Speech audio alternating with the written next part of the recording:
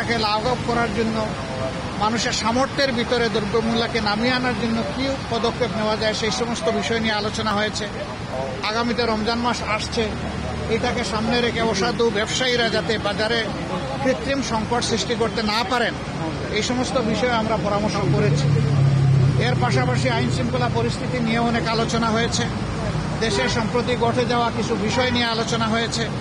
এই সকল আলোচনায় আমরা একমত হয়েছি যে দেশবাসীকে সাথে নিয়েই দেশকে সামনের দিকে এগিয়ে নেওয়ার চেষ্টা করতে হবে। আর দেশের স্বার্থ বিরোধী কর্মকাণ্ডে যারাই জড়িত থাকবে তাদেরকে অবশ্যই আইনের আওতায় আনতে হবে। আইনের আওতায় এনে দেশকে শান্তি শৃঙ্খলা ফিরিয়ে দিতে হবে এবং এর জন্য প্রয়োজন হচ্ছে সর্বোচ্চ জাতীয় ঐক্য। দল মত ধর্ম ভিন্নতা থাকবে, এটা খুব স্বাভাবিক, কিন্তু জাতীয় স্বার্থের জায়গাগুলোতে আমরা যেন সবাই একমত থাকতে পারি, ঐক্যবদ্ধ থাকতে পারি।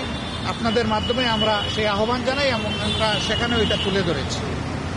তো এই ছিল মোটামুটি আজকের আলোচনার বিষয়বস্তু। আমরা এখন বিদায় নিতে চাই। আপনাদের একান্ত জরুরি কোনো প্রশ্ন থাকলে করবেন, আদারওয়াইজ আমাদেরকে ছুটি দিলে খুশি হবে। না না, ওই রকম ডেফিনিট কোনো আজকের প্রেক্ষাপটটা ঠিক ওরকম ছিল না, এই জন্য ওই ধরনের ডেফিনিট কোনো আলোচনা আমরা জি আমরা শুধু ইসকন না, আমরা বলেছি জাতীয় স্বার্থের বিরুদ্ধে যারাই যাবে তাদের ব্যাপারে পদক্ষেপ নিতে হবে। মাননীয় আমির গতকাল বিএনপির একটি প্রতিনিধি দল প্রধান উপদেষ্টার সাথে দেখা করে দেশের সাম্প্রতিক পরিস্থিতিতে উদ্বেগ প্রকাশ করেছেন। জামাতের পক্ষ থেকে কি এরকম কোনো উদ্বেগের কথা বলা হয়েছে কিনা? আর দ্বিতীয় কথা হলো যে বিএনপির পক্ষ থেকে সকল দলকে নিয়ে একটা জাতীয় ঐক্যের কথা বলা হয়েছে এবং বিএনপি বলেছে নির্বাচনের একটা রোড ম্যাপ। এই তিনটা কি আপনারা বলেছেন কিনা?